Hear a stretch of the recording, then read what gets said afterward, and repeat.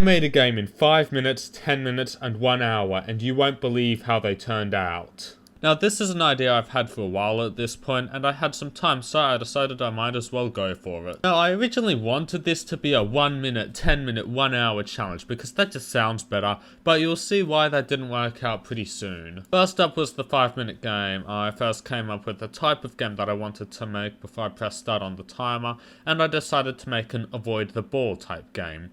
Then all that was left to do was make the game, which is much easier said than done. Started by creating the sprite for the ball, which is just a white circle, then the paddle, literally a white square. Look, when you only have 5 minutes, you don't really care about how the sprites look.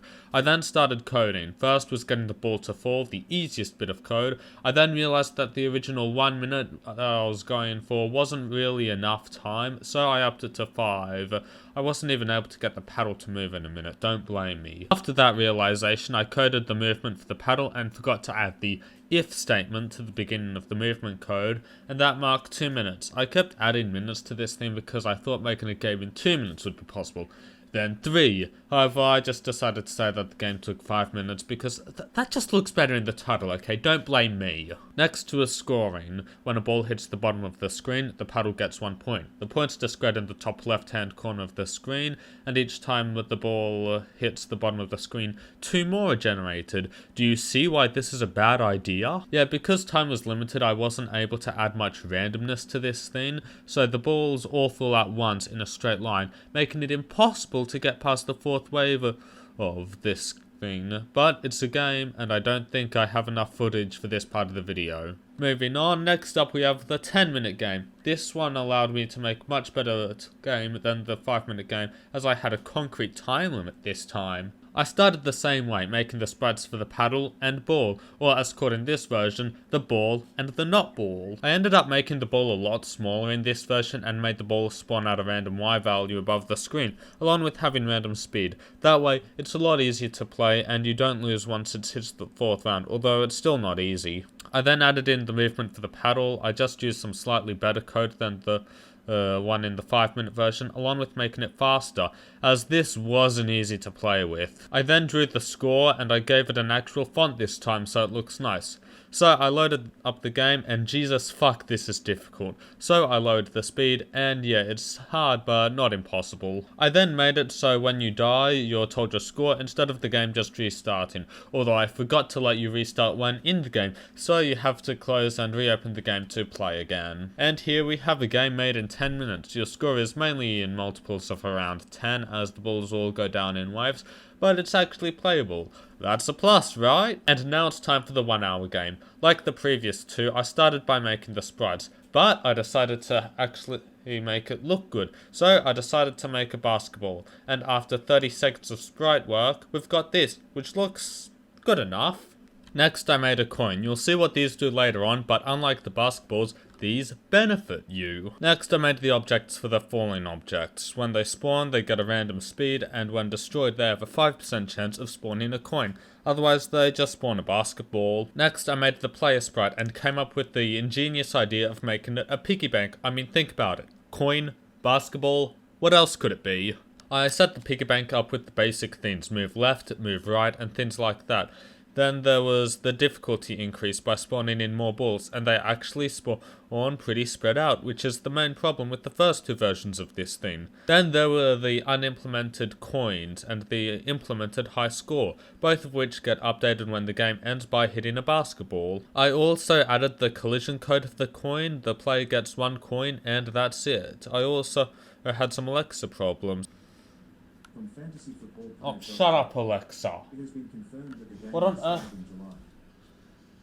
I don't know what he's talking about.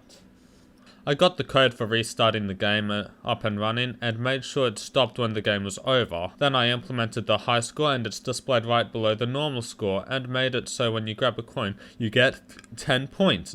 But they're going to become a lot more useful later on, trust me. I made my standard font for these games because the default GameMaker font is just plain ugly, although I sadly wasn't able to make it pixel because it had to be a large size, meaning I have officially used a font that isn't pixel font in a game. Wow. This background looked pretty plain, so I decided to add in clouds to make it more lively. I even gave them a black outline to make them pop out a bit more. Next up was changing the amount that the coins gave you from 10 points to doubling your points. So now you have to ask yourself, is it worth risking it to double your points? Instead of, no, why would I risk my run for 10 points? Got the piggy bank to show which direction it's going because I'm tired of looking at it just looking to the right. Then I decided to make the title screen. I started by putting in some clouds and then chucked in some basketballs, although I did have to slightly rewrite the code to ignore the piggy bank when on the title screen, but it ended up working. Next up was making a logo, and I decided on the name Piggy Drop.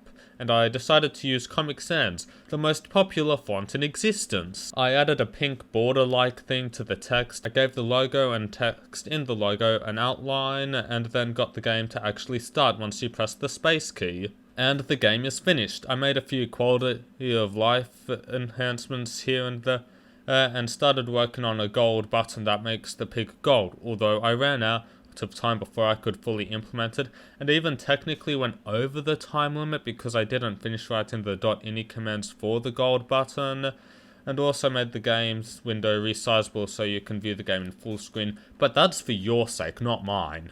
This is what 1 hour of game development can get you. Sure, it's the same fundamentally as the first two, but the presentation is completely different. You'd be hard-pressed to find someone who thinks that one of the first two games I made for this is better. You know, there's a saying in game development and most things that 80% of the work takes 20% of the time. It pretty much just means the vast majority of game development and other things are spent on smaller things, stuff like bug fixes and making the animation smoother.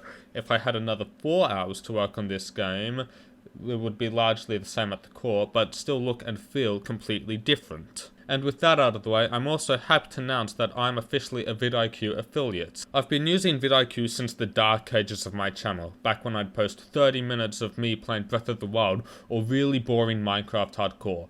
And vidIQ didn't help with that, but it helps me a lot now that I'm producing actual content. If you want my personal opinion, you should go for the one-on-one coaching, but that isn't currently available. So in the meantime, I would recommend the Boost tier. It's what got me from 70 subscribers back in June to over 150 now, and I only uploaded 6 long videos in that time. Hey, if you use the link in the description, you'll directly help out me and the game that I'm making, Tempest Island, which I would recommend wishlisting on Steam. The Steam page is still a work in progress, and yes, it was called Times Crest before. I'm trying my best, okay? But with all that said, thank you for watching. Make sure to like and subscribe, and I'll see you next time, hopefully for another Tempest Island devlog.